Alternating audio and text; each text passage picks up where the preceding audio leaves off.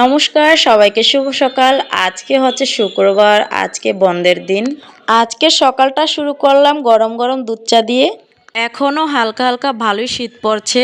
শীতের এই সকালে এক কাপ চা মন্দ হবে না, কি বলো চা প্রেমী বন্ধুরা? চলো তাহলে চায়ের স্বাদটা নেওয়াই যাক। তারপর এই তো একাদশীর দিন ফল এনেছিল, এগুলো রাখা হয়নি, আজকে রেখে দিব। এক এক করে ঝুড়িতে রেখে দিলাম।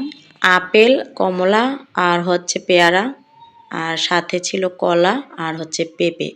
পেঁপেটা অনেকটাই নরম হয়ে গেছে, তাই ভাবলাম পেঁপেটা একটু কেটে বাচ্চাদেরকে দেওয়া যাক। চলো তোমাদেরকে একটা মজার কথা বলি।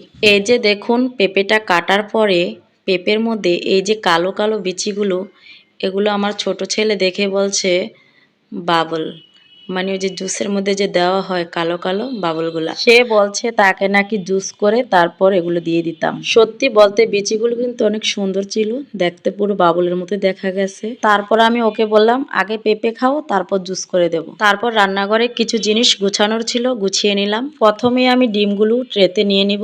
এই ধরনের ট্রেতে ডিমগুলো অনেক ভালো থাকে, ভাঙার কোনো চান্স থাকে না। তারপরেই তো রান্নাঘরের রেকটা একটু গুছিয়ে নিলাম। পেঁয়াজ, আদা, রসুন এবং আলু। রান্নার জিনিসগুলো হাতের কাছে গুছিয়ে রাখলে খুব সহজেই রান্না করা যায়। সবজি বাজার আনার পরে পেঁয়াজ কলিটা আজকে রান্না করব দুপুরের জন্য। সাথে ভাত বসিয়ে দিয়েছি, আর রান্নার জন্য সবকিছু গুছিয়ে নেব। আর আজকে যেহেতু শুক্রবার বন্ধের দিন, মাংস তো না রান্নালে হবেই না, তাই মাংস এবং আলু, পেঁয়াজ সবকিছু কেটে নিয়েছি। আর পেঁয়াজ কলির সাথে দিব আলু। এই তো দুই চুলায় বসিয়ে তারপর প্রথমে পেঁয়াজটা ভেজে নেব। দুই কড়াইতে আমি পেঁয়াজটা দিয়ে দিয়েছি, যেহেতু মাংস তো পেঁয়াজ লাগবে, আর পেঁয়াজ কলি তো পেঁয়াজ দিয়ে ভাজা করব। এই তো পেঁয়াজটা আর আলুটা আমি দিয়ে দিলাম। শীতের সবজি বলে কথা, যেভাবে রান্না করা হবে সেইভাবেই টেস্টি হবে। তারপর ঢাকনা দিয়ে দিলাম সিদ্ধের জন্য। তারপর এদিক দিয়ে এই তো পেঁয়াজটা প্রায় হয়ে এসেছে। মাংসের জন্য মশলা দিয়ে দিব, বাটা মশলা এবং গুঁড়া মশলা দিয়ে তারপর কিছুক্ষণ কষিয়ে মাংসটা দিয়ে দিব। তারপর দিয়ে দিলাম লবণ। এবার বাস ঢাকনা দিয়ে কিছুক্ষণ এভাবেই কষাতে থাকবো। এই তো আমার প্রায় ভাজিটাও হয়ে এসেছে, ভাজিটা এখন নামিয়ে রাখবো। আর মাংসটাও কষানো হয়ে গেছে, পানি দিয়ে ঝোল দিয়ে দিলাম।